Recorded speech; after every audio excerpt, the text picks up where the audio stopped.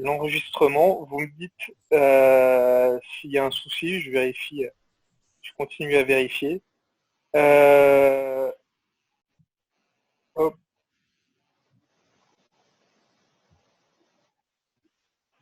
je continue à vérifier. Il y en a d'autres qui n'ont pas le son ou c'est bon pour tout le monde? Ok. Donc visiblement c'est Bruno qui a pas de son. Euh, suite déjà juste par rapport à la présentation de la semaine dernière, vous avez pu voir, je vous ai envoyé le lien sur les chutes de San Rafael qui ont en Équateur qui ont largement évolué.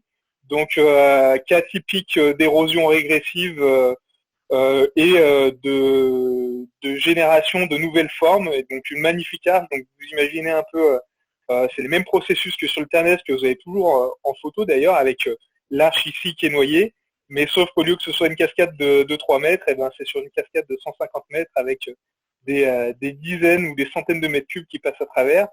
Donc, preuve que les canyons dans lesquels on évolue sont vivants et peuvent évoluer rapidement. Mais j'essaierai du coup à l'avenir j'en ai discuté avec Damien cet après-midi, mais sur les listes cadres, de faire partager plus souvent ce type d'événements ou vous faire remonter des articles scientifiques qui sont parfois produits sur les canyons et qui valent le coup d'être diffusés au moins sur des résumés en français. Du coup, on change de sujet un peu pour aujourd'hui en parlant des crues en canyon qui sont plus ma spécialité. Du coup, moi, j'ai surtout étudié les crues et l'impact des crues dans les recherches que j'ai pu faire. Et en canyon, plus spécifiquement, il y a beaucoup de choses qui sont intrigantes. Et puis, ça vaut surtout le coup de partager tout ce que j'ai pu voir jusqu'à présent, parce que là, ça a trait énormément à notre sécurité et le fait de mieux comprendre les choses, de mieux comprendre les processus, de comprendre aussi toutes les incertitudes, ça permet d'évoluer à terme en, dans, en sécurité et à mieux évoluer et à mieux être capable d'évaluer les risques qu'on peut prendre ou pas. Alors, comme je vous l'ai dit, malheureusement, pour parler des crues en canyon, il va falloir aussi parler des accidents. Alors, une partie des accidents ont eu des fins malheureuses, mais une autre partie des accidents ont des fins bien plus heureuses. Alors, je remercie tous ceux qui m'avaient envoyé des témoignages, et vous verrez que moi aussi, j'ai des témoignages de crues dans lesquelles j'ai été prise. Donc, c'est pas parce qu'on travaille sur les crues, et même si on est un expert des crues, ça ne veut pas dire qu'on ne se fait pas avoir à certains moments, et ça nous donne, ça nous oblige à beaucoup d'humilité au final. Alors, pourquoi étudier les crues en canyon et pourquoi étudier l'hydrologie? Tout d'abord parce qu'en fait le bilan humain il est assez terrible. On recense depuis 20-25 ans plusieurs dizaines de morts en canyon liées à des crues qui sont produits pendant que les gens évoluent en canyon, donc liées à une montée des eaux pendant le canyon, pendant le parcours du canyon. Donc le tableau que vous avez à droite, c'est un tableau auquel j'ai contribué suite à l'accident de Raganello en 2018 en Italie, où il y a eu 10 morts qui ont été, donc c'était plutôt de la randonnée aquatique, 10 personnes qui ont été embarquées par une crue éclair. J'ai collaboré un peu avec les Italiens qui menaient l'enquête de manière officieuse, et donc ça va aboutir à une publication scientifique sur les phénomènes de crue en canyon d'un point de vue purement hydraulique. Et donc j'avais fait une synthèse de tous les accidents mortels qu'il y avait eu, ce tableau qui a été repris. Donc vous voyez, sur les accidents, il y en a tout au long, il y en a depuis les années 80 qui sont recensés, et avec des accidents qui sont dramatiques comme l'accident du Saxon Bar dont on a fêté malheureusement les 20 ans l'année dernière avec 21 morts en un seul épisode de crue, mais on a d'autres événements alors qui sont pas toujours liés à une pratique du canyoning, mais des fois à de la balade aquatique ou à des randonnées dans des canyons. C'est le cas de l'accident à Antelope Canyon en 97, où il y a eu 12 morts, dont des Français. Mais il y a beaucoup de ces accidents, comme à Troublan en France, à Pussy en 2011, ou plus récemment aux Yoku en 2018, qui sont directement liés à la pratique du canyon. Donc, c'est important de comprendre ces phénomènes de crue pour justement prévenir ces accidents et arriver à mieux les anticiper et à limiter au maximum les risques. Mais comprendre aussi l'hydrologie d'un point de vue plus général des canyons, c'est aussi mieux comprendre la pratique et mieux connaître le milieu dans lequel on évolue, et notamment du fait, le titre, la We're Unprepared for Impact of Climate Change on Mountain Water Supplies, donc c'est le monde qui n'est pas prêt aux impacts du changement climatique sur l'alimentation en eau des torrents de montagne. Ça, c'est une publication qui est sortie l'année dernière, du coup en octobre 2019, et qui était un appel publié par l'OMM, l'Organisation météorologique mondiale. J'ai vu que quelqu'un avait levé la main. Je ne sais pas s'il veut s'il veut activer son micro pour vous poser la question par la messagerie. Je peux y répondre, évidemment. Je lis ce qui se passe en même temps. Donc voilà, comprendre l'hydrologie, c'est comprendre beaucoup de choses. Et avant de se lancer tête baissée dans les crues, il faut comprendre ce que c'est l'hydrologie, ce qui est le climat, ce qui est la météo, et comprendre les grands enjeux et les grandes thématiques. Donc, la météorologie, c'est l'état instantané de l'atmosphère à un endroit donné. C'est-à-dire que la météorologie, c'est le temps présent, c'est le temps qui fait, ou c'est le temps qui fera demain, mais c'est l'état instantané de l'atmosphère. Le climat, lui, c'est l'état moyen de l'atmosphère. Et évidemment, le climat, c'est en fait la météorologie, mais sur le temps long. Donc c'est nécessaire de comprendre les deux et de jouer avec ces deux termes qui correspondent à deux échelles de temps différentes pour comprendre au mieux les mécanismes de crue, à la fois le type de crue qui peut se produire, mais les processus exacts de crue. Donc, par exemple, le climat, ça va nous permettre de prendre du recul sur les crues, de prendre du recul pour comprendre les régimes hydrologiques. Les régimes hydrologiques, donc pour en arriver à l'hydrologie, les régimes hydrologiques, c'est la figure que vous avez au milieu, avec les différents types de régimes ici qu'on trouve dans les Alpes suisses, avec des types glaciaires. Les régimes purement glaciaires, ils vont avoir des crues, donc une période d'ozo qui va être située au moment de la fonte, au moment de la température, au moment où les bilans radiatifs sont les plus élevés, c'est-à-dire pendant la période estivale. Et puis on a après toute une variété de types de régimes, le nival alpin, le pluvio-nival, le nival méridional, etc. Pour ça, pour comprendre déjà ces régimes et ces types de régimes de crue, il y a différents éléments. Et là, vous allez voir que j'ai cité beaucoup la Suisse, parce que la Suisse possède des données et des serveurs qui sont extrêmement puissants. Mais c'est un premier élément pour comprendre comment fonctionne un cours d'eau et comment fonctionne l'hydrologie d'un cours d'eau. Et en Suisse, vous avez sur le lien là que j'ai mis accès aux différents types de régimes qu'on peut trouver sur les différents types de cours d'eau du pays. Plus globalement, l'hydrologie, c'est important d'avoir des éléments importants. L'hydrologie va plutôt être rapportée au climat, donc sur des temps longs, parce que l'hydrologie, en fait, c'est l'étude du cycle de l'eau. Donc, à la fois c'est comprendre la manière dont vont se faire les précipitations, et puis comment l'eau qui est précipitée sous forme liquide ou sous forme solide, comme de la neige, va ruisseler, va s'écouler à l'aval pour rejoindre les océans et les mers, ensuite reprendre le cycle de l'eau. Et puis, un dernier élément qui est important sur l'hydrologie et sur le climat, c'est comprendre les effets du changement climatique. Je vous ai parlé de l'appel de l'OMM juste avant.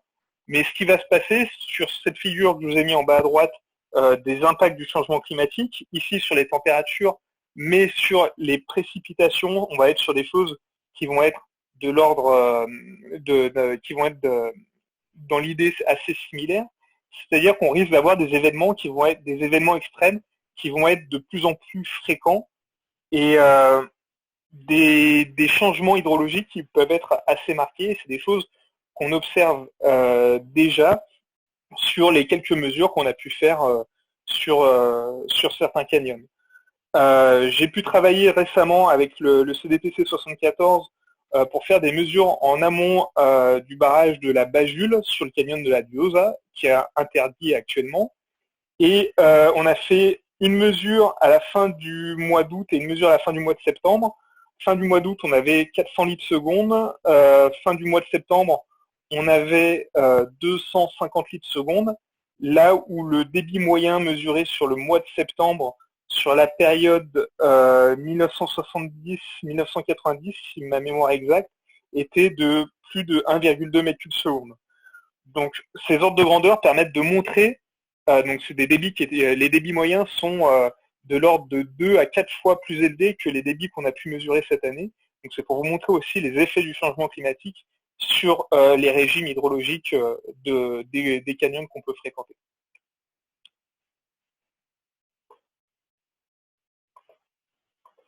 Alors, avant d'arriver au cru, il y a quelque chose qui est important, c'est de comprendre les mécanismes de précipitation et de comprendre le principe général des précipitations. En fait, l'air, une masse d'air, est capable de retenir une masse d'eau, une certaine masse d'eau. Et cette capacité en eau de la masse d'air, elle va dépendre de sa température. Plus l'air est chaud, plus l'air va être capable de retenir une masse d'eau importante. Et quand si cet air est saturé en eau, il ne précipite pas. Mais si on dépasse ce point de saturation, à ce moment-là, c'est là où l'eau va être précipitée. Et notamment, c'est le cas quand l'air se refroidit, où le point de saturation va baisser, et du coup, toute l'eau qui est en excédent de ce point de saturation va devoir précipiter. Donc, ça veut dire que plus l'air est chaud, plus il peut contenir de l'eau, c'est-à-dire que de l'air qui est très chaud, des masses d'air tropicales par exemple, qui sont très chaudes, peuvent contenir des quantités d'eau importantes. C'est pour ça que dans les milieux tropicaux, on a des précipitations qui sont bien plus élevées que dans les milieux polaires. Quand on est donc au-delà de la chaleur, il faut regarder sur les taux d'humidité, parce qu'on peut avoir des masses d'air très chaudes, mais qui peuvent ne pas être humides. C'est le cas des masses d'air dans les déserts qui sont très sèches et du coup qui ne vont pas entraîner de précipitations. Donc, au-delà de la température, c'est vraiment cet équilibre entre la chaleur et la quantité d'eau disponible. C'est pour ça que quand on a des océans au niveau des milieux tropicaux, forcément les milieux tropicaux, on va avoir à la fois la chaleur et les quantités d'eau importantes, et c'est là où on va avoir les quantités de précipitations les plus élevées. Et du coup, l'autre chose qu'il faut comprendre, c'est que plus l'air va vite se refroidir, plus les précipitations peuvent être importantes. Et ça, c'est vraiment, pour nous, les choses les plus essentielles pour comprendre les risques en canyon. C'est que au-delà du simple mécanisme de précipitation, il faut analyser un peu sa dynamique et comprendre quand est-ce qu'on va avoir des précipitations qui peuvent être importantes, pour ne pas dire extrêmes. Donc, une fois qu'on a compris le principe général, on peut aller voir les mécanismes, les processus un peu plus particuliers de précipitation. Et le premier, qui est le plus évident, c'est les précipitations orographiques. C'est-à-dire qu'on va avoir une masse d'air qui contient une certaine masse d'eau et qui, sous l'effet d'un forçage par la topographie, va s'élever. En s'élevant, elle va refroidir et du coup, elle va perdre, le point de saturation va baisser et du coup, l'eau va devoir précipiter. Le meilleur exemple de ces précipitations orographiques, c'est l'effet de Föhn. L'effet de Föhn, c'est ce qu'on va retrouver par exemple à La Réunion, où on a un versant qui est au vent. Donc c'est le versant qui est sous les vents dominants, où là on va avoir des masses d'air chaudes et humides qui vont arriver sur des reliefs qui sont extrêmement forts. La masse d'air va s'élever, la pointe de saturation baisse, on va avoir des précipitations. Et comme l'air se refroidit moins vite, l'air humide se refroidit moins vite que l'air sec, comme cette masse d'air n'est plus chargée en eau, quand elle va redescendre, l'air va être plus chaud. Et c'est pour ça notamment, donc sur donc va être plus chaud au versant sous le vent. Et c'est pour ça qu'on a sur la carte Météo France là, que vous avez sur les précipitations annuelles pour l'année 2016, le versant au vent avec des précipitations qui sont énormes. Vous voyez, on atteint un record à plus de quasiment 9000 mm de précipitation, donc quasiment 10 mètres de précipitation sur la face est. Donc c'est-à-dire 10 mètres de précipitation, c'est l'équivalent de 12 fois les précipitations moyennes à Paris, alors que sur la face sous le vent, du côté de Saint-Paul, on est à moins de 400 mm, donc on n'est même pas à la moitié des précipitations annuelles à Paris. On voit ici bien le contraste qui est vraiment lié uniquement aux précipitations, qui est vraiment lié aux forçages orographiques. Et puis le tableau que je vous ai mis en haut à droite, c'est un tableau qui est disponible sur Wikipédia, sur les records d'intensité de précipitation. Vous voyez que la Réunion détient un certain nombre de records, notamment les records en 12 heures et en 24 heures, où en 1966, en 24 heures, il a plu quasiment 1,80 m, donc ce qui est un record mondial. Et on a aussi les records mondiaux à la Réunion sur 3 jours, 4 jours, 10 jours et 15 jours.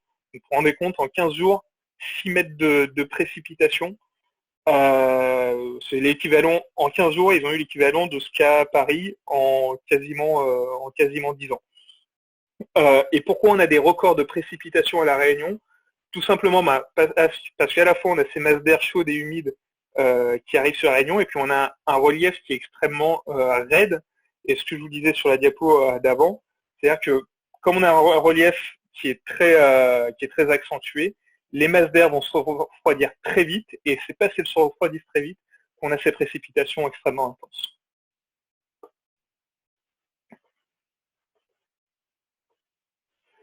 Autre mécanisme de précipitation, la convection. La convection, le risque convectif, c'est en fait une masse d'air on a un sol qui se réchauffe du fait de températures assez élevées. Quand on est dans une condition atmosphérique relativement stable, en fin de journée, on a une restitution de la chaleur par le sol à l'atmosphère. Et du coup, la haute atmosphère qui est plus froide, comme la haute atmosphère est plus froide, les masses d'air qui vont être réchauffées par le sol vont s'élever. Et du coup, comme elles s'élèvent, elles vont s'élever d'autant plus vite qu'il fait chaud, et elles vont s'élever d'autant plus vite qu'elles peuvent provoquer des orages importants. Ce risque, il est accentué en montagne, parce qu'on a des différences de température plus fortes liées à la topographie. Et du coup, on va avoir également aussi une influence assez importante de la pression atmosphérique. C'est-à-dire que quand on va être dans une situation anticyclonique assez forte, on va avoir un développement qui va être moins important de ces nuages convectifs. Donc les photos en bas, c'est 3 étapes de 3 évolutions de nuages convectifs. En bas à gauche, vous avez un cumulus classique, un congestus au milieu et un cumulonimbus qui est un nuage d'orage à la fin. Donc c'est le même, même si les photos, ça représente pas exactement le même nuage, mais c'est le même type de nuage à trois étapes différentes. Et par exemple, quand on a une situation anticyclonique, le congestus, généralement, il va se dégonfler et il va pas passer à l'étape du cumulonimbus qui, lui, va nous poser problème. Un autre exemple que je voulais vous montrer, c'est la photo à droite, c'est un pyrocumulus que j'ai eu la chance de le voir l'année dernière en Australie, où là, l'air n'est pas chauffé par le sol, mais est chauffé par des incendies. La masse d'air chaude va s'élever assez rapidement et va provoquer des précipitations et des orages légèrement à côté. Alors, sur le cas je voulais évoquer sur le cas de ces risques convectifs, un cas très particulier qui s'était produit en 2018 avec des situations de marée barométrique importantes durant tout l'été. En fait, une situation de marée barométrique, c'est une situation où les isobars de la pression sont assez espacés. On se va situer aux alentours de 1015 hectopascales. C'est la carte en bas que vous avez à droite. Et on a des orages qui vont se déclencher par convection libre. Donc, c'est avec des orages qui vont être très brefs, mais très peu mobiles. Et c'est ça le problème. Et qui vont être très difficiles à prévoir. Et on a eu cette situation qui s'est installée durant tout l'été avec des orages qui pétaient à droite à gauche. Donc on se dit à chaque fois l'orage il va péter à côté. En fait c'est un peu une situation de roulette russe. Et c'est ce qui s'est passé en fait sur le canyon des Moules Marinières, donc au sud de Grenoble, où j'ai perdu le nom de la personne qui m'a envoyé le témoignage. En fait il y a eu une crue assez importante. Donc la crue, vous me dites si la vidéo marche. Vous voyez la crue qui a été filmée dans le canyon après, donc autant vous dire que le canyon n'était pas praticable et avec les clients. Heureusement que tous les clients étaient sortis. Vous avez le témoignage que vous pouvez lire. Donc vous voyez, la météo annonce un risque assez faible d'orage localisé. Nous attaquons le canyon sous un ciel partagé. Et voilà, une demi-heure plus tard, environ, après échange des navettes, ils vont voir le torrent et une crue impressionnante. En fait, ce qui s'est passé, c'est que l'orage, il s'est développé, il a éclaté il a duré moins de 3 heures, mais il a éclaté pile poil sur le bassin versant. Au niveau de l'étoile, vous avez le canyon, vous avez délimité en blanc la limite du bassin versant, et vous voyez que l'orage s'est mis exactement sur le bassin versant et a provoqué cette crue. Donc les marées barométriques, pour le risque convectif, c'est des situations auxquelles il faut faire extrêmement, extrêmement attention.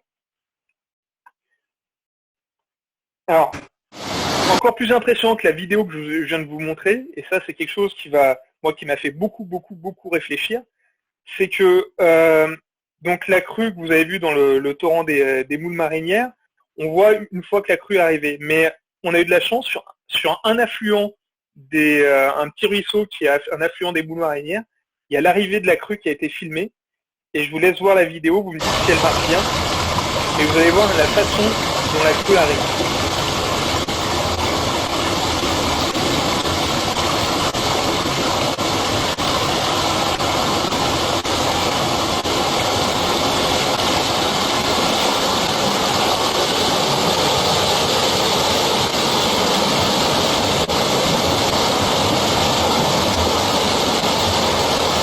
Alors moi quand j'ai vu cette vidéo, franchement ça m'a fait peur. On est sur un petit pissou, sur un cours d'eau, un ruisseau qui ressemble à rien avec quelques secondes, et on passe limite à un débit qui peut être dangereux au canyon. Où là si on est sous une cascade, si on a affaire, si la cascade est mal configurée ou si on a affaire à des débutants, on se retrouve avec des mouvements d'eau qui peuvent être forts et des mouvements d'eau qui peuvent être dangereux, qui peuvent être mortels.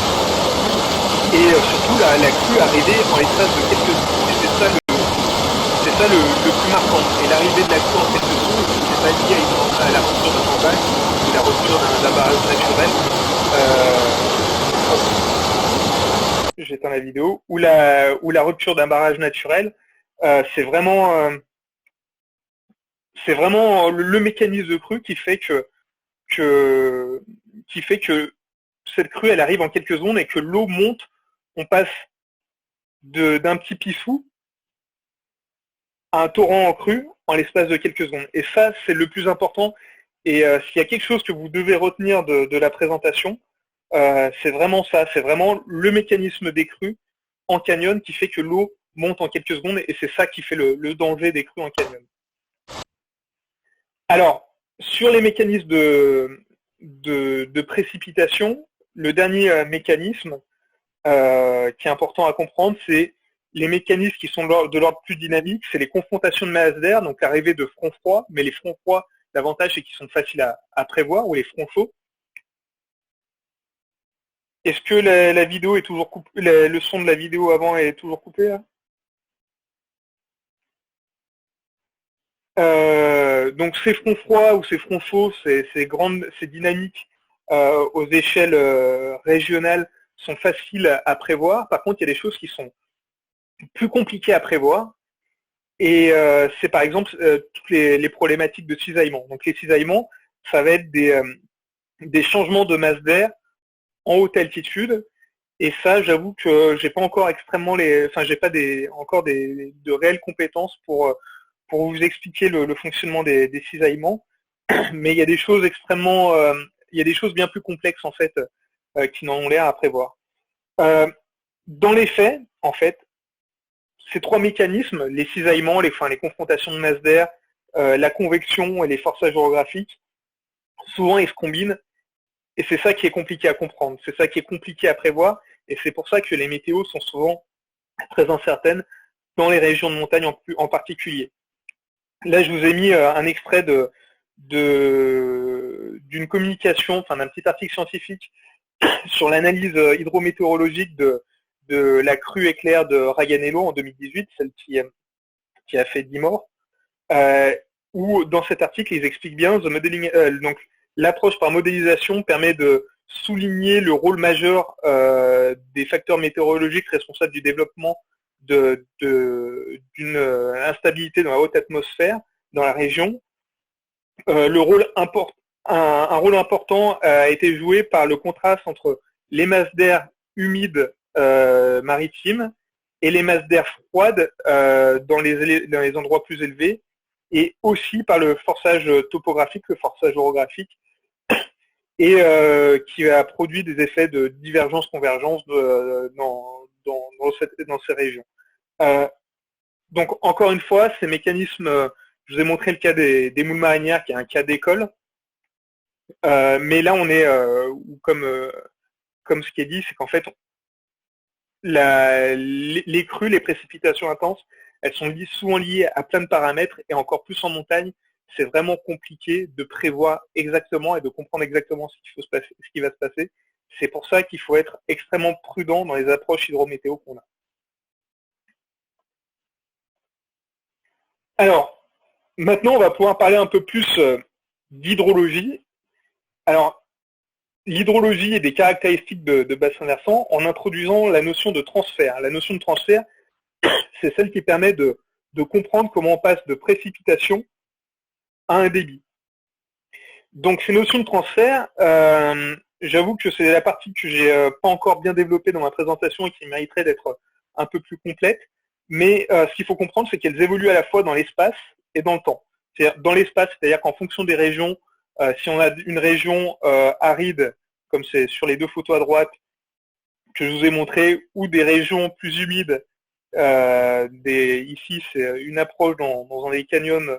J'ai eu la chance de faire une petite ouverture qu'on a faite l'année dernière en Colombie, en marge du RIC. Vous n'avez pas, du fait de la végétation, vous n'avez pas des transferts, des fonctions de transfert qui vont être différentes. Ces fonctions de transfert, elles vont aussi évoluer dans le temps pour un même endroit. C'est-à-dire que si vous avez une couverture nivale, cette notion de transfert va être différente en période de fonte nivale, ou si vous avez de la neige, des précipitations sous forme neigeuse. Puis ces fonctions de transfert, elles vont être aussi différentes en fonction de l'état de saturation des sols. Et ça, c'est l'image à gauche que je voulais vous montrer. C'est le canyon de Vézerons dans l'Ain. Alors oui, la saturation, c'est important, mais c'est compliqué à prendre en compte. Le canyon de Vézerons, je pense que c'est le canyon qui doit être peut-être le moins réactif de France. Parce qu'on regarde les caractéristiques topographiques, on a des dénivelés qui sont pas importants, on a un bassin versant qui est plutôt plat, avec de la végétation. Et on y allait en hiver, parce que de toute façon le canyon n'est autorisé qu'en hiver. Il pleuvait, alors il y avait une pluie hivernale qui était soutenue, mais qui n'était pas extrêmement forte. On s'est pas trop inquiété. On arrivait au départ du canyon, il y avait, je sais pas, 58 secondes. On était déçus presque qu'il n'y ait pas autant de, il n'y avait pas autant d'eau que ce qu'on espérait. Et au fur et à mesure de la descente, l'eau a commencé à monter. Au départ, on pensait que les feuilles qui arrivaient, c'était nous qui les avions bougées. Et puis on a terminé à faire une réchappe.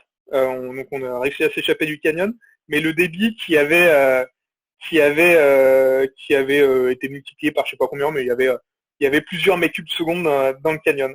Et du coup, l'eau est montée, on est passé sur des pluies hivernales dans un bassin versant pas réactif d'un cours d'eau qui avait 50 litres secondes à plusieurs mètres cubes par seconde.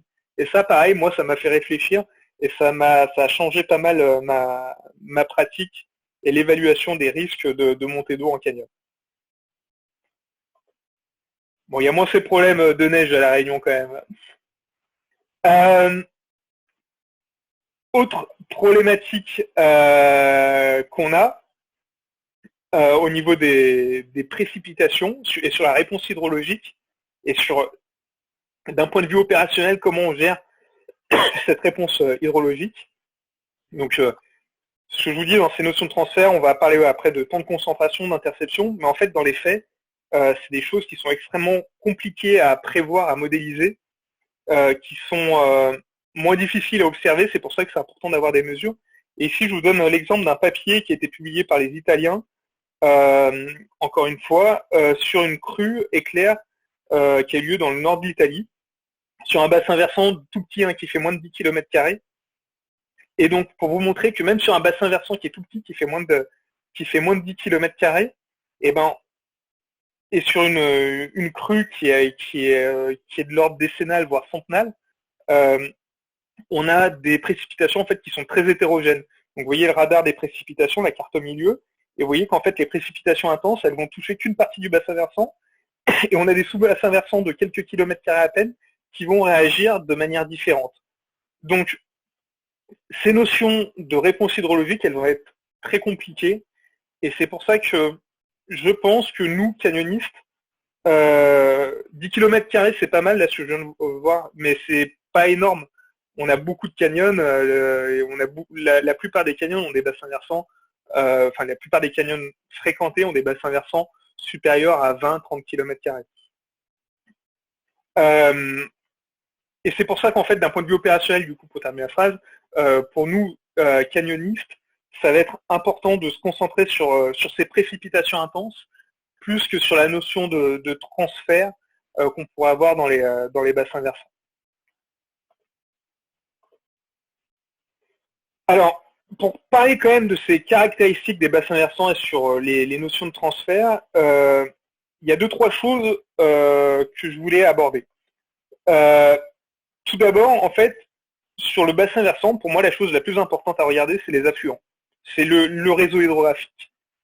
Le réseau hydrographique, c'est lui qui peut faire varier le débit de manière importante et c'est des facteurs qui sont parfois oubliés. Les 2 photos en bas à gauche, c'est un des canyons El Chispero en Colombie que j'ai fait pendant le RIC, où je me suis fait avoir, où le groupe dans lequel j'étais, on s'est fait avoir un peu comme des bleus, on a fait confiance à un local, donc on part dans le canyon, le débit important, un peu joueur, sympa. Et en fait, le débit, au bout d'un moment, il a été multiplié par 4, tout simplement parce qu'on avait des affluents. On a 2 affluents qui sont arrivés au même endroit et qui ont multiplié le débit par 4. On s'est retrouvé à devoir faire un autosecours avec des gens qui ne savaient pas remonter sur corde pour pouvoir dégager tout le monde, parce que la cascade que vous voyez là à droite, il n'y a pas l'échelle, mais en fait, il y avait un coincement possible, le débit, on ne pouvait pas tenir sous la cascade. Voilà, donc en fait on s'est pris une montée d'eau dans le canyon, pas les niveaux d'eau sont restés les mêmes au même endroit, mais nous en fait en progressant, on a pris une montée d'eau et on s'est retrouvé dans une situation qui aurait pu être délicate.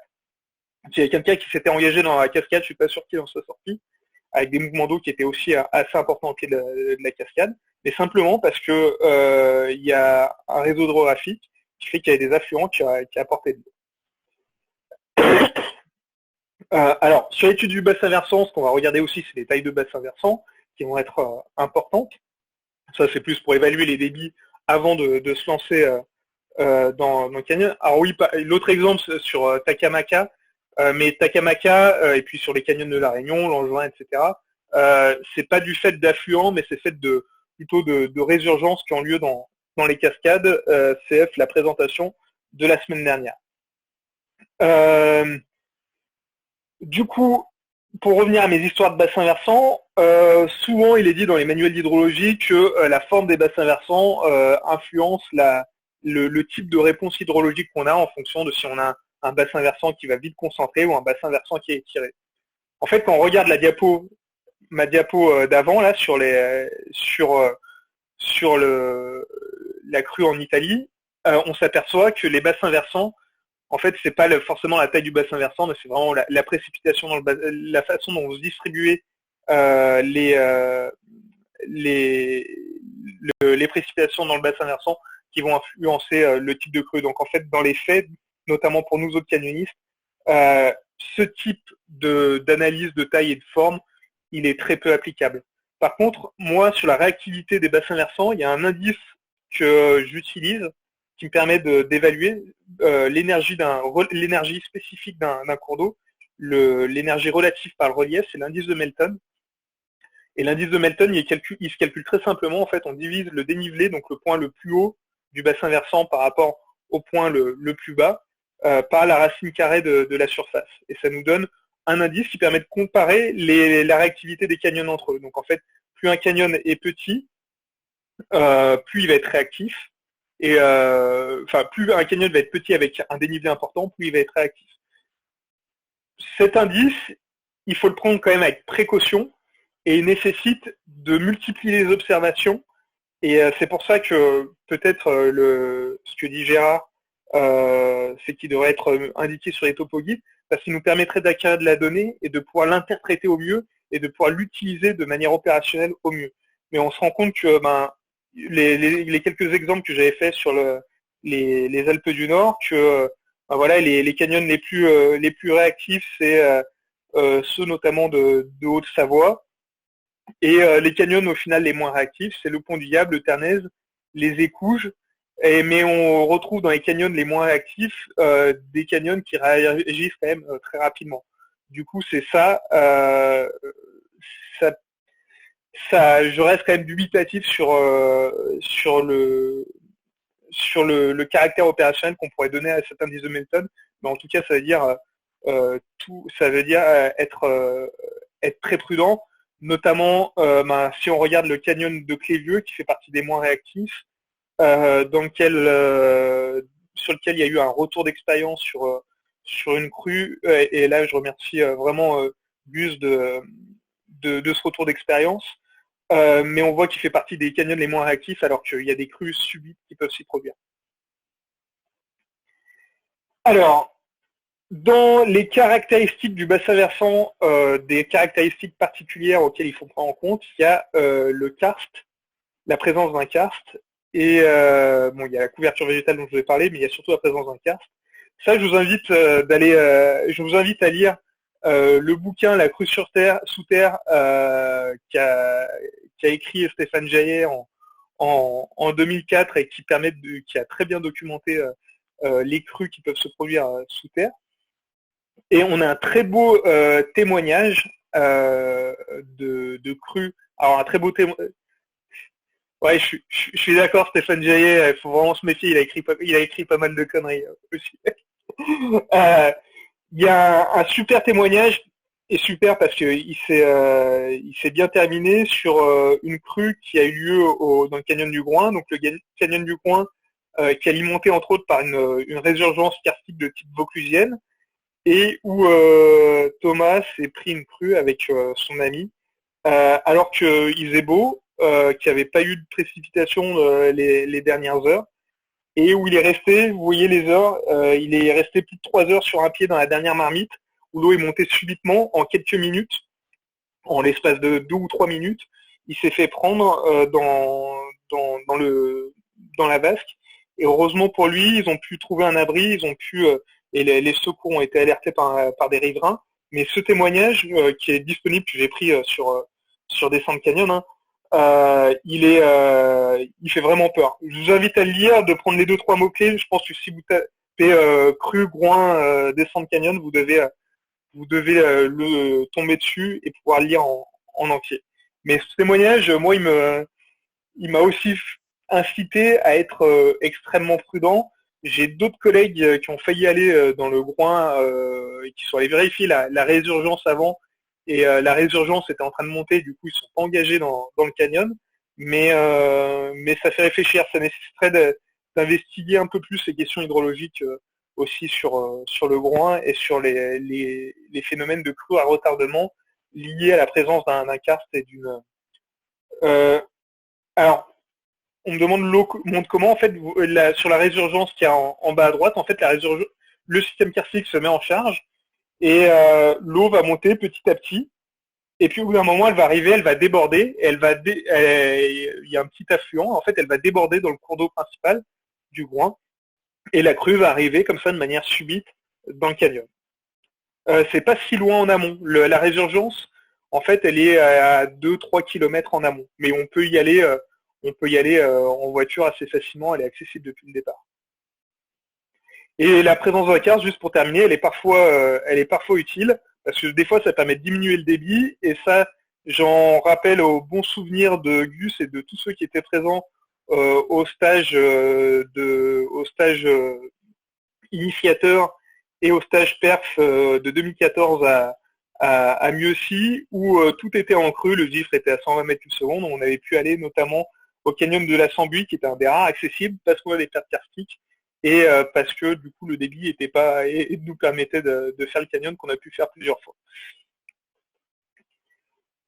Autre cas de crue particulière, le cas des fontes nivales. Alors, si on a de la pluie sur de la neige, évidemment les crues sont amplifiées.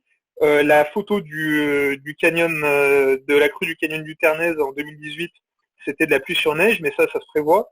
Mais on peut avoir aussi des crues en canyon et se faire piéger par des montées d'eau sans qu'il y ait de pluie et alors qu'il fait très beau. C'est quelque chose qui s'est passé en 2016 ou 2017 je crois, que dans le canyon d'Hermillon en Savoie, où on est parti avec des collègues.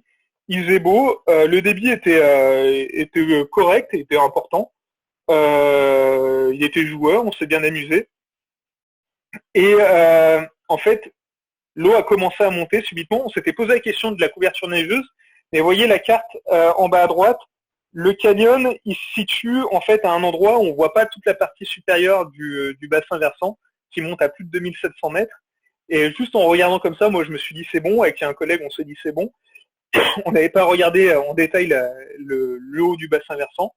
Et en fait on s'est retrouvé après la cascade de 100 mètres, pour ceux qui connaissent, c'est une partie qui est un peu encaissée, où là c'était des conditions dantesques, il y avait plusieurs centaines de litres secondes sur un canyon qui n'est pas équipé pour des passages avec autant d'eau, et en plus avec des vases qui s'étaient désengravés, du coup des mouvements d'eau qui étaient présents à certains endroits. Et du coup là on s'est fait une vraie frayeur. Une fois qu'on a passé le passage encaissé, on s'est échappé en mode sanglier, on a réussi à trouver un échappatoire, mais on s'est fait vraiment peur, à l'époque. Après, une fois qu'on connaît, c'est en fait j'ai pu observer ces phénomènes de montée d'eau dans différents canyons liés à la fonte nivale, et notamment dans le canyon de Crève-Cœur qu'on connaît bien, où on s'amuse à aller dans le canyon maintenant en connaissant à peu près les conditions d'enneigement. Et en fait, le débit se met à doubler en l'espace d'un quart d'heure vers 17 heures. Donc ça fait plusieurs fois qu'on le fait. On sait que vers 16-17 heures au mois de mai, on va être au niveau de la dernière cascade de 60 mètres. Et ce relais, plusieurs fois, on s'est fait pas avoir, parce que le débit, on le savait praticable, mais où le débit double en l'espace d'un quart d'heure, uniquement du fait de ces phénomènes de fonte. Et sur la rapidité de ces montées d'eau, moi, ça m'interroge, et c'est des choses sur lesquelles, dans la littérature scientifique, j'ai trouvé que très très très peu d'éléments.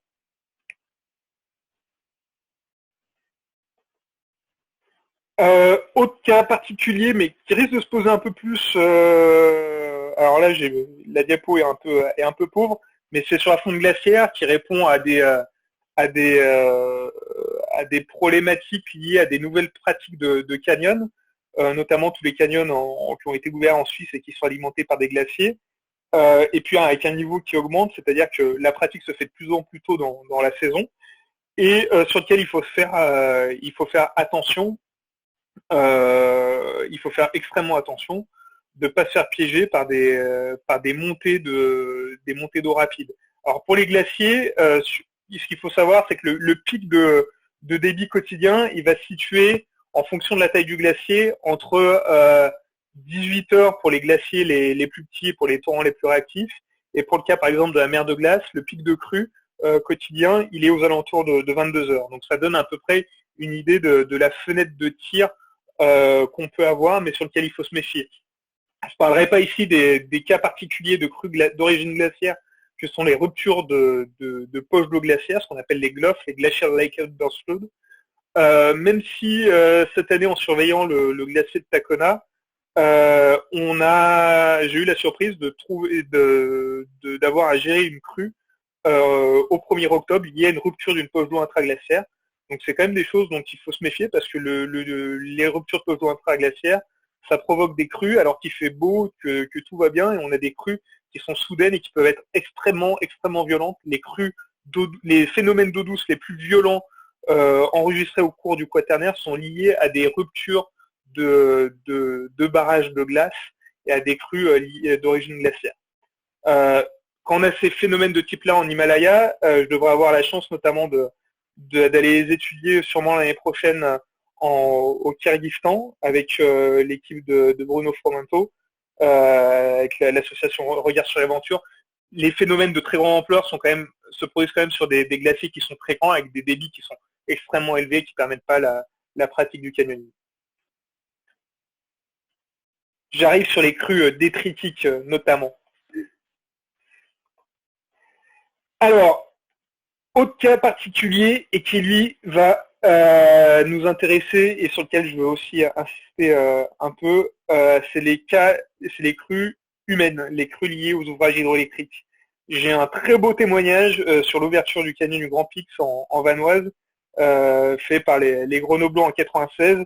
Donc je vous lis le passage. Nous changeons en jetant un dernier regard vers ce fabuleux canyon éclairé par l'astre lunaire qui se lève soudain grandement sourd.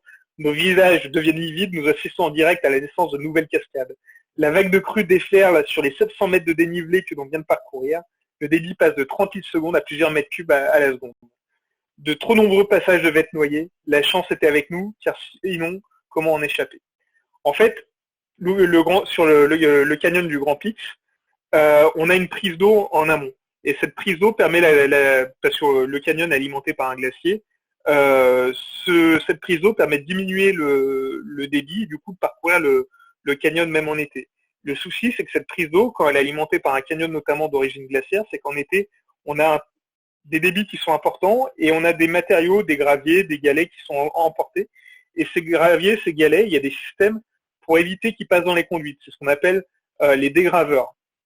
Les fameux dégraveurs dont vous avez sûrement entendu parler, et notamment un système qui a été inventé par des ingénieurs EDF qui s'appelle la Van Bourne. Et en fait, c'est un système de dégravage automatique par système à bascule. Et quand le dégraveur est plein, on a un système automatique mécanique qui va entraîner la vidange de ce dégraveur. Donc ce dégraveur, il faut imaginer, c'est une piscine dans laquelle vient se décanter les eaux. Donc cette piscine, elle fait plusieurs centaines, plusieurs milliers de mètres cubes. Les plus grosses, je crois, la plus grosse, ça va être celle de la mer de glace, du captage sous glaciaire, qui fait 4000 mètres cubes.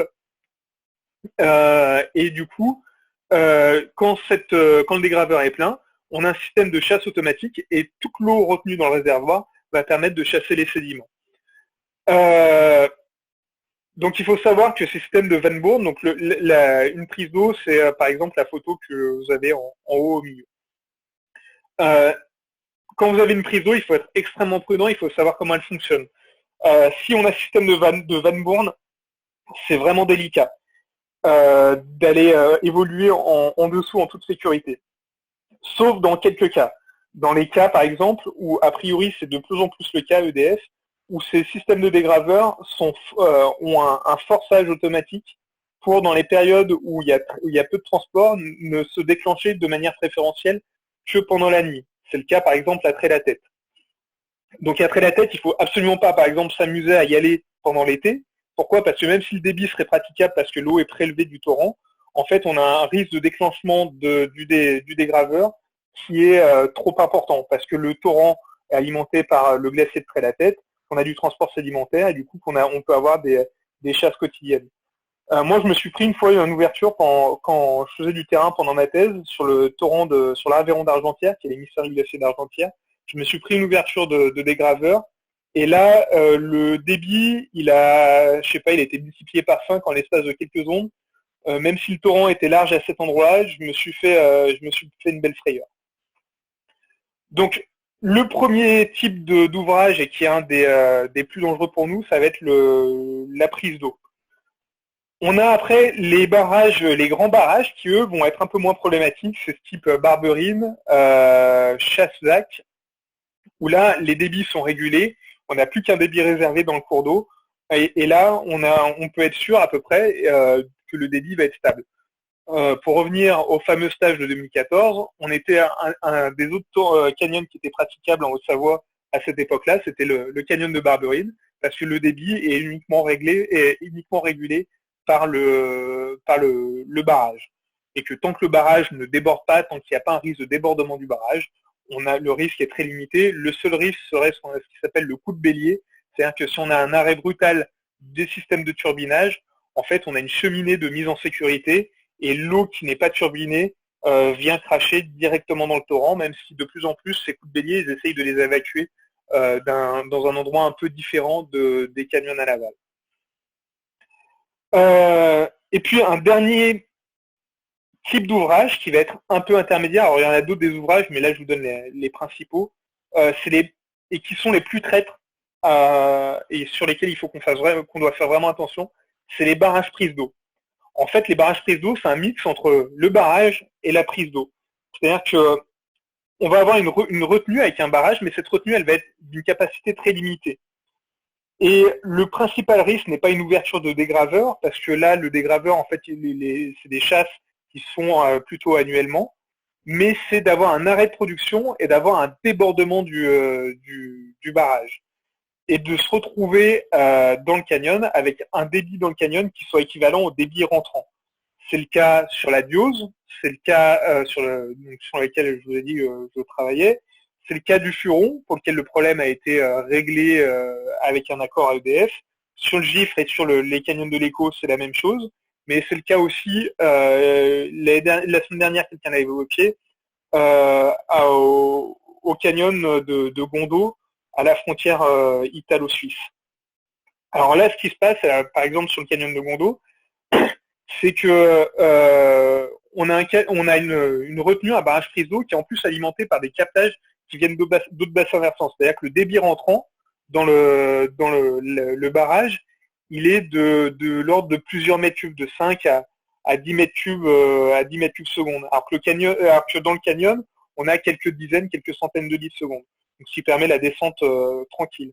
Mais si on a un arrêt de production, en fait, le débit rentrant, il est tellement important que on peut rapidement arriver à un débordement du barrage et du coup se retrouver avec 4, 5, 10 mètres cubes secondes dans le barrage, dans le canyon, et ce qui le rend totalement impraticable et évidemment dangereux et mortel. Alors moi, quand j'y suis allé à Gondo, on est allé vérifier le barrage, et ce que j'ai fait, je vais essayer d'estimer grosso modo le débit rentrant. J'ai essayé d'estimer le volume de la retenue, le volume avant débordement de la retenue, en multipliant, en faisant une estimation de la surface et de la hauteur sous le niveau de débordement, et j'ai estimé qu'on avait en gros 2 heures avant débordement s'il y avait un arrêt de production. Donc je me suis dit que là on avait un peu de marge de sécurité pour pouvoir descendre le canyon de Gondo. Mais on n'est pas très... J'avoue que quand on descend ce genre de canyon et qu'on n'a pas les informations, et ben on serre quand même un peu les fesses et puis on regarde régulièrement ce qu'il y a en amont. Donc voilà, sur les crues, sur les ouvrages hydroélectriques, il faut être vraiment aussi extrêmement prudent.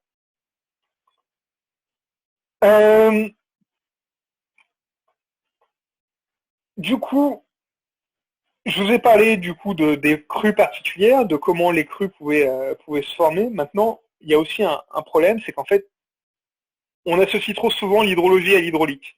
L'hydrologie, c'est l'étude du cycle de l'eau, ce que je vous ai mis, et on est sur des résolutions temporelles de l'ordre de 15 minutes. Mais nous, ça ne nous suffit pas en canyon. Sur la vidéo que je vous ai montrée, on voit que l'eau, même sur un petit pissou, elle peut monter très rapidement en l'espace de quelques secondes parfois.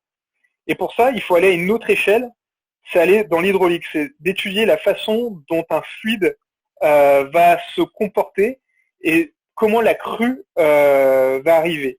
Et pour ça, pour moi, ce qui est la vidéo de crue et de la façon dont arrive une crue qui est la plus spectaculaire, c'est celle-là, si la vidéo veut bien se lancer.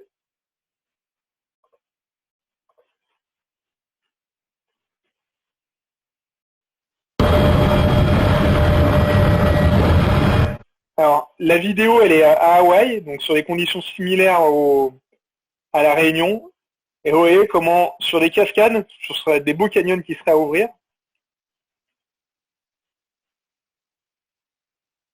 comment arrive la crue. Et vous imaginez bien que si quelqu'un se trouve dans le canyon, il a évidemment aucune chance de s'en sortir. Et vous remarquez aussi que les cascades à côté, elles ne réagissent pas, elles ne sont pas en crue.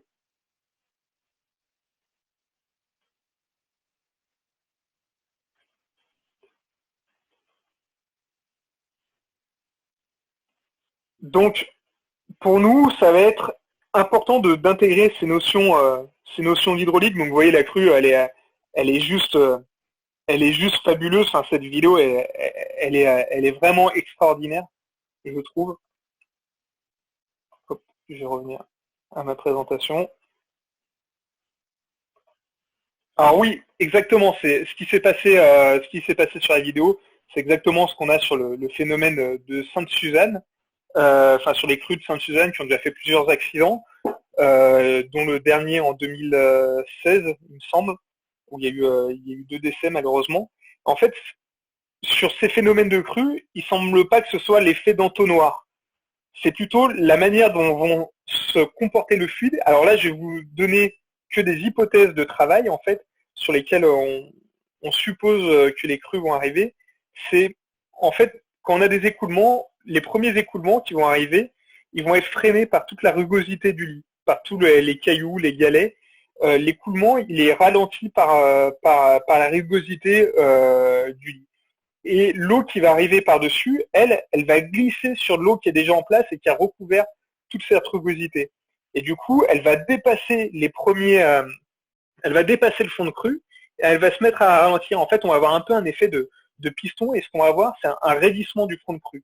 Ce phénomène de raidissement du front de crue, il avait été en partie, il avait été commencé à être expliqué par Baudouin-Lismonde sur des phénomènes souterrains et chose qu'avait repris Stéphane Jaillet dans la crue souterraine.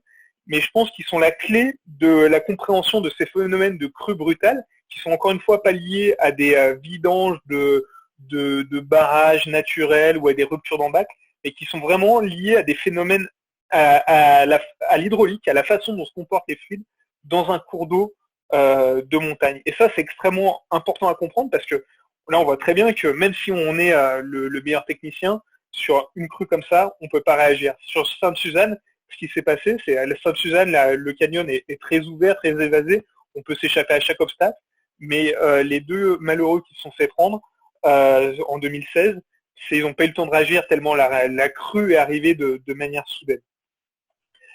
Et pour ça, pour mieux comprendre ces phénomènes-là, on est vraiment dans un champ disciplinaire qui est totalement investigué.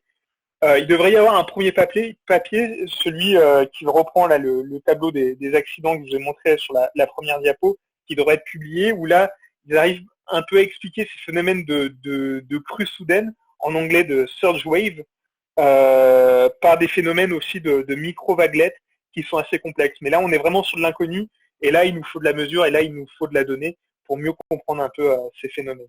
Je vous invite du coup à aller sur YouTube, de regarder Flash Flood en mots-clés, et vous allez voir des dizaines et des dizaines de vidéos. Je ne vous montre pas toutes les vidéos que je vous ai montré, que j'ai trouvées. Là, je vous ai montré vraiment la plus spectaculaire, mais c'est vraiment super intéressant de regarder ça et de comprendre comment et de comprendre tous ces éléments. Sur les formes de crues particulières, donc je vous ai parlé des surge waves, donc de ces crues qui arrivent, et puis on a aussi le cas des laves torrentielles. Alors les laves torrentielles, c'est un écoulement monophasique, en fait, c'est quand les sédiments et l'eau se mélangent, donc on n'a plus les sédiments qui sont transportés en bas de l'écoulement et l'eau au-dessus, mais on a tout qui se mélange, et on a une coulée visqueuse qui est extrêmement puissante, qui peut atteindre des pentes des vitesses supérieures à 10 mètres cubes seconde. On a, encore une fois, je vous ai montré ici, j'ai recueilli un témoignage qui a été publié sur Descent Canyon d'un groupe qui s'est fait prendre par une lave torrentielle, heureusement avec une issue heureuse dans Gorget Crapono. Ils ont eu chaud, parce que les laves torrentielles, elles peuvent faire des dégâts des dégâts énormes, hein, quand vous voyez ce que ça fait à une voiture. Ici, c'est une voiture qu'ils ont retrouvée après des laves torrentielles en Suisse. Et puis ces formes de laves torrentielles, en fait, on va les retrouver dans la plupart des canyons. Ici, par exemple, sur le canyon de Crèvecoeur ou à Hermillon, on a ces accumulations de débris qui sont des traces de ces laves torrentielles. Et donc ces laves torrentielles, il faut être extrêmement prudent et ça a un pouvoir extrêmement destructeur. Pour aller plus vite, je vous laisserai regarder en tapant soit lave torrentielle, soit débris slow. Je vous laisserai aller regarder des vidéos sur YouTube. Il y en a à l'appel de vidéos de lave torrentielle. Pour terminer sur une dernière partie, c'est comment on peut anticiper maintenant les crues. Alors, et sur 2-3 éléments qui sont importants. Tout d'abord, il y a tous les systèmes d'alerte.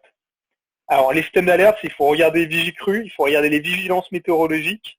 Et vous avez un site qui est très bien fait, qui est Kéronos, qui est le site internet d'un bureau d'études spécialisé dans les orages, et qui publie notamment l'été des bulletins de risques orageux.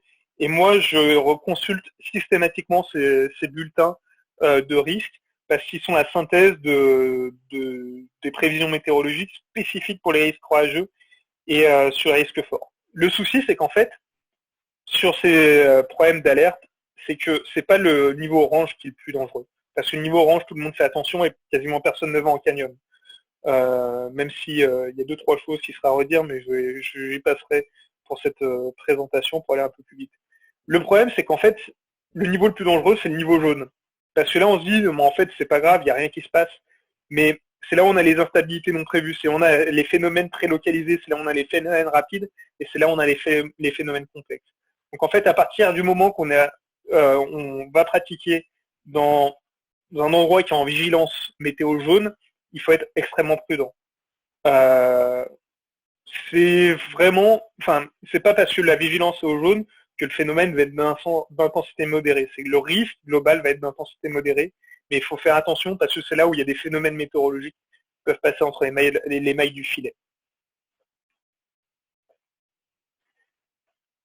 Sur les expertises, ouais, je sais, Gérard, pendant 2 mois, on est en jaune pendant tout l'été en Haute-Savoie, mais ça veut justement dire qu'il faut qu'on soit hyper attentif et qu'on soit encore plus vigilant sur ces phénomènes de crue, en fait, dans toutes les Alpes. Sur l'autre volet, qui sont les prévisions météo, alors, vous avez des prévisions qui sont expertisées. Vous avez des sites internet qui vous donnent des prévisions qui sont expertisées de manière automatique via des algorithmes. C'est le cas des prévisions météo sur Météo Ciel ou sur Météo Blue, qui donnent des éléments assez détaillés et qui sont plutôt pas mal faits, ou c'est les cas des prévisions de Météo France que je consulte pour moi systématiquement. Notamment, vous avez les probabilités de survenue d'orage ou de précipitation qu'il faut prendre toujours avec précaution. Mais il faut faire attention aussi de prévisions météo, parce que vous avez donc ces sites qui sont spécialisés, où il y a des météorologues plutôt pas mauvais qui travaillent soit sur les algorithmes, soit qui font les expertises comme à Météo France. Mais vous avez tous ces sites de météo agricole. Alors ces sites de météo agricole, il faut pas les utiliser. Pourquoi? Parce que en fait, ils balancent juste les données, les sorties brutes de modèles météorologiques, parce que les modèles météorologiques sont en libre accès. Et ces sorties ne sont pas expertisées. En fait, c'est parce qu'on a des chiffres qui sont très précis. On croit que la météo est plus juste. En fait, non, elle n'est pas plus juste parce qu'elle ne prend pas en compte toutes les incertitudes. Et ces météos agricoles, en fait, c'est souvent des gens il y a beaucoup de gens qui sortent d'écoles de commerce, qui savent juste faire tourner, qui ont un pote qui leur a appris à faire tourner le modèle météo et qui vendent juste la sortie brute du modèle. Donc, soyez extrêmement vigilants et privilégier des sites Météo France, Météo Blue qui est bien fait, ou Météo Ciel, mais croisez les informations et ne me faites pas confiance qu'il y a un seul type d'information. Et quand vous avez des données qui sont trop contradictoires, posez-vous la question de pourquoi les données, pourquoi les prévisions sont contradictoires. On arrive au temps réel. Donc, sur le temps réel, vous avez deux choses qui sont importantes. Vous avez les données de débit. Donc, on reste assez pauvre globalement, même les Suisses pour le coup, sur les données disponibles de débit, que ce soit à la fois sur Vigicru ou sur les sites d'Edréal ou des agences de l'eau. On a quand même par exemple des canyons comme le Groin où on a une station hydrologique. Et sur le temps réel, sur les réseaux officiels de données, Météo France, ils sont à la ramasse. En gros, on n'a aucune information de Météo France et Météo France ne fait pas son travail. Du coup, on est obligé de se rabattre sur d'autres choses qui sont les réseaux associatifs et les réseaux privés. Donc pour ça, on dit un grand merci à Météo 60 et à d'autres sites météorologiques qui sont tenus par des particuliers et qui nous permettent d'avoir accès aux données de radar Météo France, que Météo France ne diffuse pas librement. Et puis pour le cas des Alpes, vous avez le réseau météo Roma qui est utilisé, qui est un ensemble de stations météo qui sont connectées et dont les données sont centralisées par cette association. Pour vous dire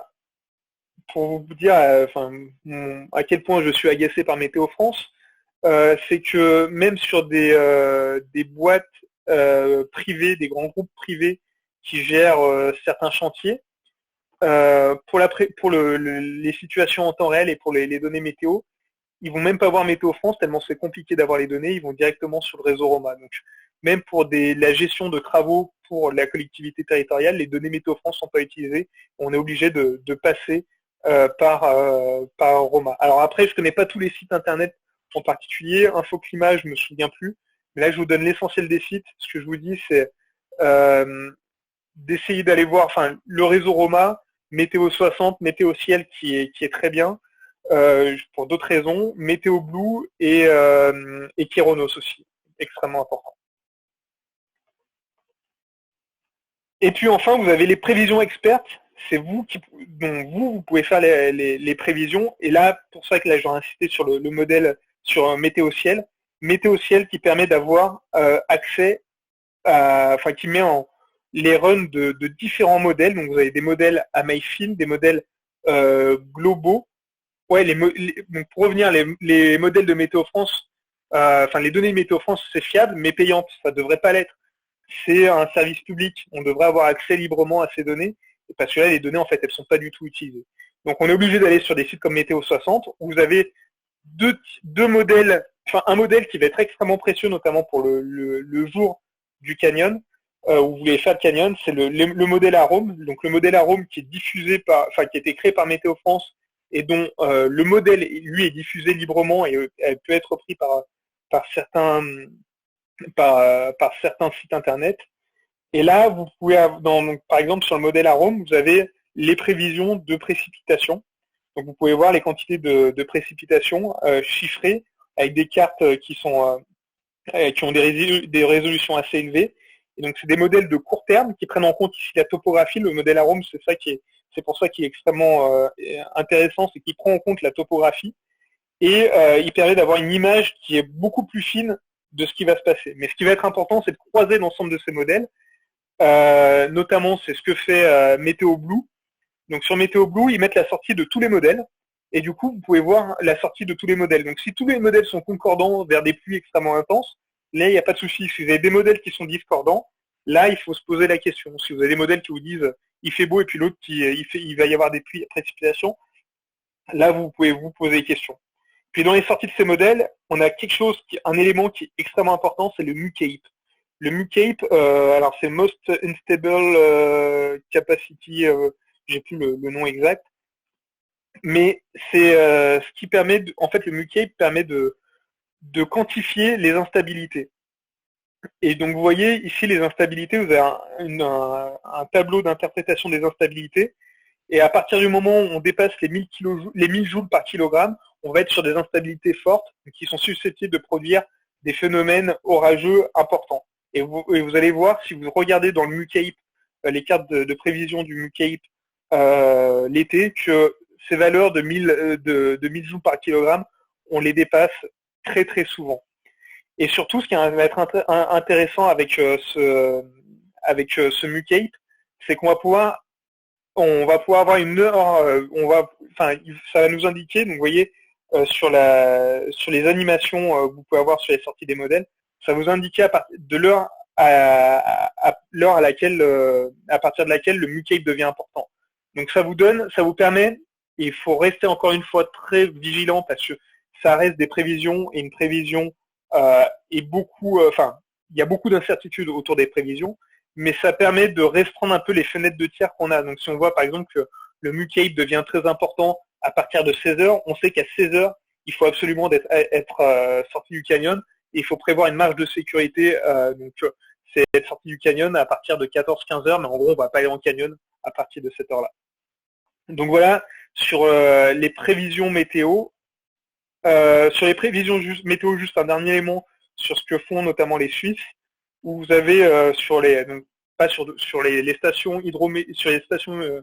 hydro des principaux cours d'eau, ils essayent d'inclure des modèles hydrologiques, donc savoir à partir de modèles déterministes ou de modèles probabilistes. Il faut regarder surtout les modèles probabilistes qui incluent la notion d'incertitude, mais une prévision des débits sur plusieurs jours. Et peut-être que dans les années à venir, on arrivera sur des choses un peu similaires. Mais je vais pas m'y attacher.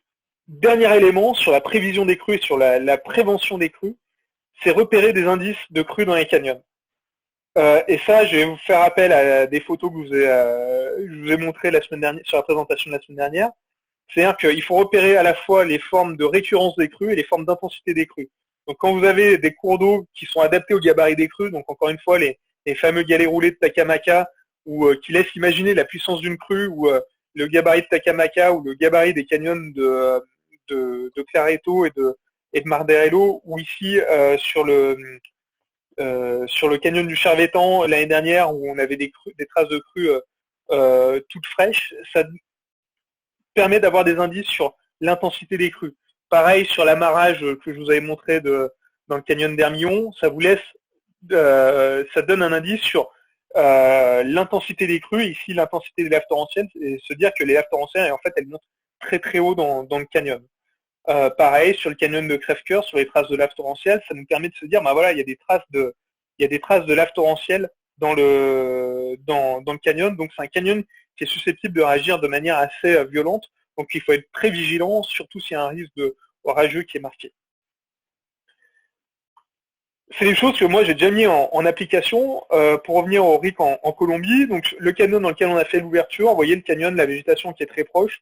Les crues, en fait, elles sont la récurrence des crues, elle est assez faible. Par contre, on a fait un autre canyon qui lui était déjà ouvert, qui est celui-là dont je me souviens plus le nom. Et lui, vous voyez, la photo elle est prise à plus de 2 km du canyon, et on voit que les crues passent régulièrement, que toute la végétation au bord du canyon est arrachée, parce qu'on a des crues qui doivent être qui sont extrêmement fréquentes. Et du coup, quand on allait faire ce canyon, on a mis un temps fabuleux. On a mis 3 heures pour descendre 4 cascades parce qu'on ne faisait pas la dernière. Moi, j'étais au relais et j'étais pas serein. Parce que pour moi, c'est pas un canyon dans lequel il faut rester, c'est pas un canyon dans lequel il pourrait faire de l'activité touristique. Je vais vous montrer une vidéo aussi pour vous montrer qu'il faut faire attention à ces éléments. Il ne faut pas faire attention forcément au canyon au débit des canyons quand on va rentrer dedans, parce que les canyons secs, ils peuvent être extrêmement dangereux. Et c'est la vidéo dans un canyon, je crois que c'est en Israël. On est dans le désert, il n'y a pas d'eau qui coule, et là vous allez voir la crue arriver. Alors j'avance un peu. Donc on n'a pas d'eau dans le canyon, la crue qui arrive au final pas très rapidement en amont du canyon. Par contre, vous allez voir, dès qu'on a, donc les gens sont pas trop affolés. Par contre, dès qu'on arrive dans le canyon, là les choses vont se précipiter.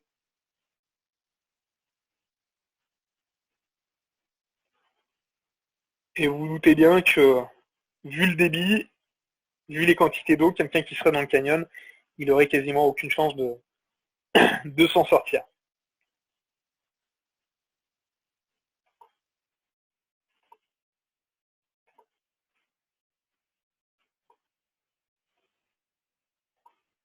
Voilà, pour terminer, que faire, quoi faire si on est pris dans une crue?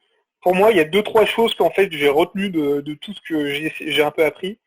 C'est déjà se mettre à l'abri le plus vite possible. C'est pas chercher à sortir du canyon. C'est se mettre hors crue le plus vite possible. Pour ça, en fait, maintenant, je me balade systématiquement. J'ai pris un petit piton que je mets à demeure dans mon sac. Et je me dis, je sais pas si c'est rassurant ou pas, mais je me dis que je prends pas de marteau. Je me dis que j'aurai la force avec l'énergie du désespoir, j'aurai la force de le planter. Mais ça me permettrait peut-être de me raccrocher à un bout de fissure et me sauver d'une crue. Et surtout, il vaut mieux attendre quelques heures dans un endroit confortable plutôt que de se faire embarquer. Je pourrais vous citer des témoignages que j'ai vus d'accidents mortels, notamment celui de Pussy, où je pense que peut-être, c'est une interprétation que je fais et j'ai peut-être tort, mais qu'en réagissant différemment, l'endroit où ils étaient, il y avait un endroit où ils vous auraient pu se mettre à l'abri et sortir du canyon peut-être 2 ou 3 heures plus tard, mais sortir du canyon en vie. Et pour ça, j'ai encore une vidéo sur ne pas chercher à sortir à tout prix. Donc la vidéo se termine bien, vous inquiétez pas. Donc sur des cascades où les gens se baignent à Hawaï, il y a la crue qui arrive. Les gens veulent sortir à tout prix, alors qu'en rive droite, ils auraient été à l'abri. Hop. Et vous allez voir, la crue, elle arrive tellement violemment. Ils se font embarquer. Et ils ont de la chance de ressortir un peu plus loin, qu'il n'y ait pas un mouvement d'eau qui soit important. Mais les crues, quand il y a une crue qui arrive, quand vous entendez, le plus important, c'est de se mettre à l'abri le plus rapidement possible.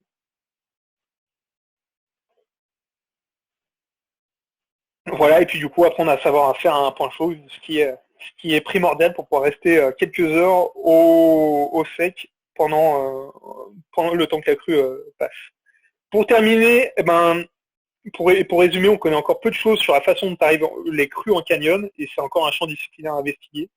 On a la nécessité d'acquérir des données, de mieux comprendre comment les choses se passent, parce que c'est le seul moyen de mieux comprendre ces phénomènes et de pouvoir mieux les prévenir. On dispose de peu d'outils opérationnels pour prévoir ces crues et pour pouvoir les anticiper. Donc il faut être extrêmement prudent et faire très attention aux notions d'incertitude. Suivez mon regard avec ce qui se passe actuellement. Attention aux prévisions. Et il faut être très vigilant dès la vigilance jaune pour les cas des canyons en France métropolitaine. Il faut aussi avoir beaucoup d'humilité face à ces crues. Même moi qui étudie ça, je me suis fait avoir, je vous ai montré quelques exemples dans plusieurs endroits. Et puis au final, c'est important de comprendre ça parce qu'il faut rester en vie et que ça en vaut la peine. Voilà pour cette présentation, j'espère que ça vous aura plu. Je reste disponible encore quelques minutes pour répondre à vos questions évidemment. Et ceux qui veulent poser des questions, vous pouvez réactiver vos micros. Et je vous remercie de votre attention encore une fois.